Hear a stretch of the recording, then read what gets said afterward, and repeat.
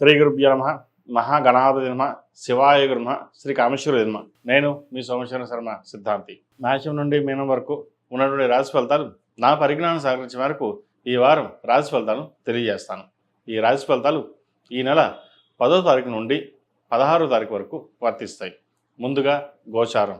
మేషంలో రవి బుధులు, వృషభంలో శుక్రుడు, మిథున రాశిలో గురువు, సింహరాశిలో కేతువు, కుంభరాశిలో రాహు, మేన్ రాశిలో శని, కుజులు.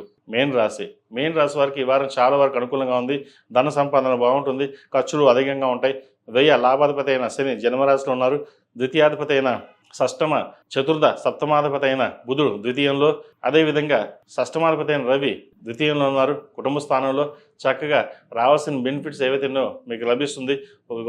ప్రభుత్వ పరంగా పేరు ప్రఖ్యాతలు కావచ్చు, రావాల్సిన బెనిఫిట్స్ ఏవైతున్నాయో వీరికి వచ్చే అవకాశం గోచరిస్తుంది. ప్రభుత్వ ఉద్యోగం కోసం ప్రయత్నాలు చేసే వారికి కాలం అనుకూలంగా ఉంది. నూతన విద్యా అవకాశాలు, ఉద్యోగ అవకాశాలు పుష్కలంగా గ్రహతులు గోచరిస్తుంది. వ్యాపారం గడిచిన వారం కంటే కూడా ఈ వారం చాలా వరకు అనుకూలంగా ఉంటుంది. మీరు తీసుకునే నిర్ణయాలు ఏవైతే ఉన్నాయో అవి సఫలీకృతం అవుతాయి.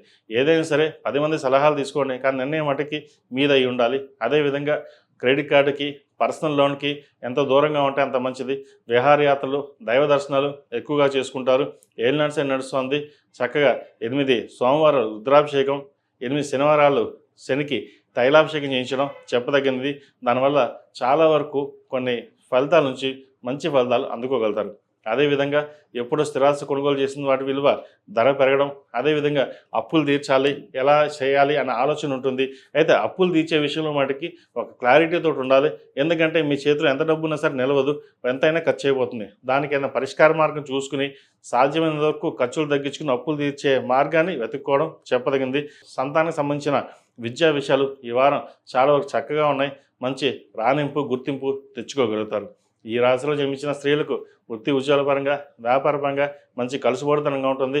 కావాల్సిన బెనిఫిట్స్ ఏవైతే రావస్తాయి. నూతన వ్యాపారాలు ప్రారంభించాలని అనుకుంటారు. ప్రస్తుతం వాటి విషయంలో పక్కన పెట్టుకుని ఉన్న ఉద్యోగంలోనూ వ్యాపారం చేసుకోవడం చెప్పదగింది. ఏదైనా సరే జీవిత భాగస్వామి పెద్దల సలహాలు తీసుకుని ముందుకు వెళ్ళాలి. మీరు సొంతంగా తీసుకున్న నిర్ణయాలు కొంత నష్టపోయే అవకాశం గోచరిస్తుంది. అది కాకుండా 10 మంది వాళ్ళు చెప్పిన మాట విని డబ్బు నష్టం ఉండే అవకాశం కూడా లేకపోలేదు. ఖర్చులు అదుపులో ఉంచుకోవాలి. రూపాయికి 20 రూపాయలు ఖర్చు చేసే అవకాశం ఎక్కువగా గోచరిస్తుంది. ఏది ఏమైనప్పటికీ ప్రస్తుతం ఏలినాటి నడుస్తుంది కాబట్టి ఈ సమయంలో డబ్బును చాలా వరకు ఆదా చేసుకోవడం, సాధ్యమైనంత వరకు ఖర్చులను తగ్గించుకోవడం చెప్పదగినది. ప్రతిరోజు శని స్తోత్రం పఠించడం, అదేవిధంగా దుర్గా స్తోత్రం పఠించడం చెప్పదగింది. వీలైతే అఘోర పాశుపత హోమం చేయించండి, మంచి ఫలితాలు సంప్రాప్తిస్తాయి. మేషం నుండి మీనం వరకు ఈ రాశిలో జన్మించిన వారికి కలిసి వచ్చే సంఖ్య 5, కలిసి వచ్చే రంగు తెలుపు. ఏదైనా పని మీద బయటికి వెళ్ళేప్పుడు గురువారం కానీ సోమవారం అడిగిన వెళ్ళండి, మంచి ఫలితాలు సంప్రాప్తిస్తాయి.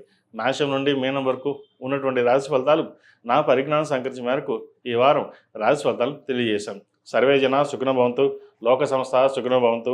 ఓం శాంతి శాంతి శాంతి.